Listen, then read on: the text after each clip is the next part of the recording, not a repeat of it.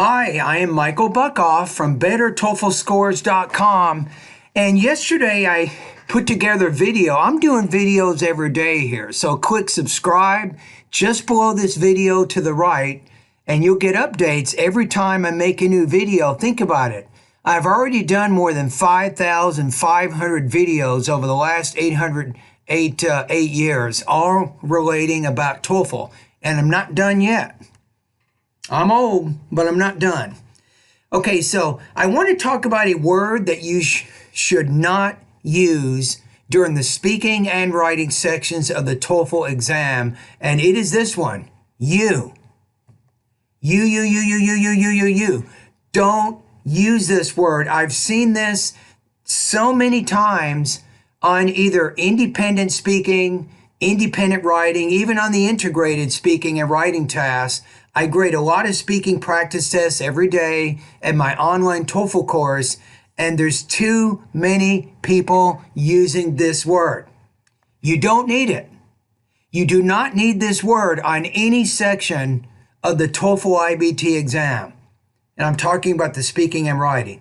So let's talk about what this actual point of view is and how it's used. The you point of view directly addresses the reader. As such, this tone works well when you're instructing your audience to take certain steps or measures. The instructional you point of view creates an instructional or impersonal tone. In either case, the second person point of view is not needed during the writing or speaking sections of the TOEFL IBT. Are you writing this down? Okay, so let's see how it's used. In order to improve your reading, you should engage in 5 important activities. 1. You should be reading books, magazines, and articles for about 45 minutes every day. 2. You should be actively studying vocabulary with the aim of learning 1,700 college-level words. 3. It's also important that you improve your reading speed to at least 350 words per minute with 60 to 80% comprehension. 4. Furthermore, you should get familiar with the TOEFL IBT reading question types and the strategies for answering them. Finally, once you've completed steps 1 through 4 for an extended period, you should complete TOEFL level practice tests so you can monitor your comprehension.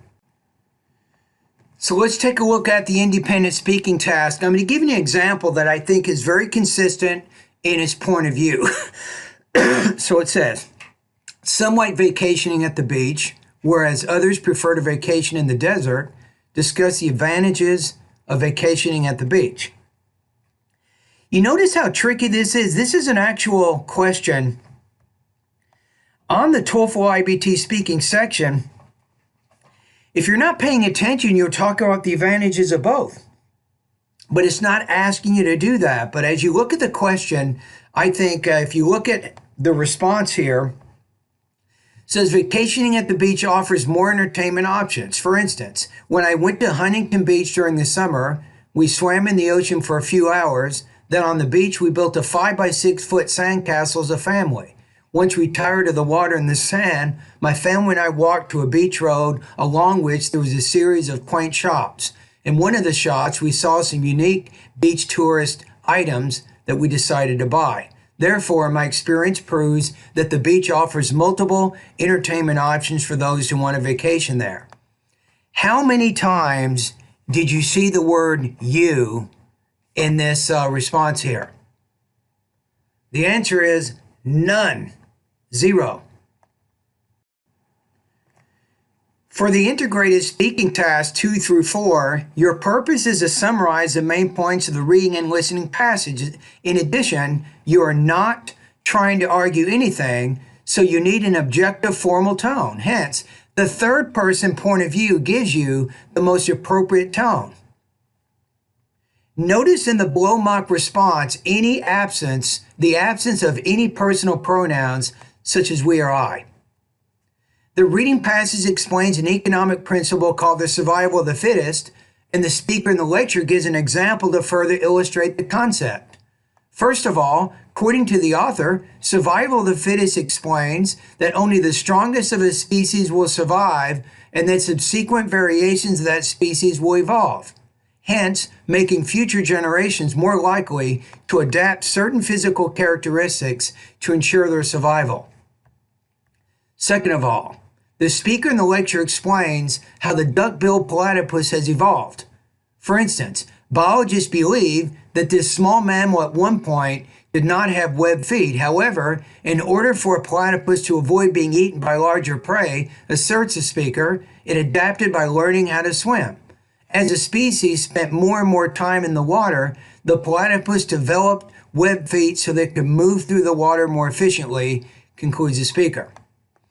Okay, in this case, how many times did you see the word you? 0. How many times did you see I or me? 0. So this is a summary. So explaining the information from the author and the speaker's point of view is the most appropriate way to do that. Similar to the independent speaking task, your point of view during the independent writing task should be first and third person point of view. Writing from these two perspectives helps you to focus on your own personal experiences and also the experiences of others. Do not use the you point of view during this task. So let's take a look at an example paragraph here. Vacationing in the desert is favored by those who have motorcycles, quads, dune buggies, and motorhomes. These so-called desert rats, or weekend warriors as they're so affectionately called, typically go to the desert on Friday and stay there until Sunday afternoon. To illustrate, my family and I own a recreation vehicle along with a few motorcycles and quads. Typically, we go to a spot in the Mojave Desert just outside of Victorville, California to enjoy our weekend getaway while we ride our motorized vehicles in the hot desert sand. Our neighbors sometimes go with us, so we have a micro community in which we eat by the fire pit and talk about how our lives are going while we drink a few beers. There it is. Here. How many times did you see the you point of view? 0. So don't use it. Now take a look at these two short paragraphs, and you might want to pause the video. Which paragraph has the most appropriate point of view for an independent writing task? All right, let's read them together. It says, for example, small towns typically do not have a lot of jobs since the population is so limited. As a result, if you move there, you'll have a difficult time finding employment. So if you're trying to save money to pay your bills, do not move to a small town unless you already have a job offer before going there. Let's compare B. To illustrate, I moved to a small town called Statesboro, Georgia. I was attending the university there, and I wanted to work part-time so I could save up money to pay my tuition. However, after a few weeks of searching for a job, I came up empty-handed. There were no jobs in the town at all. So which one's better? B. So look at B. It starts off right away with I. The first one starts off with you. What does the you do? It distances yourself from the actual topic and it creates a more impersonal tone.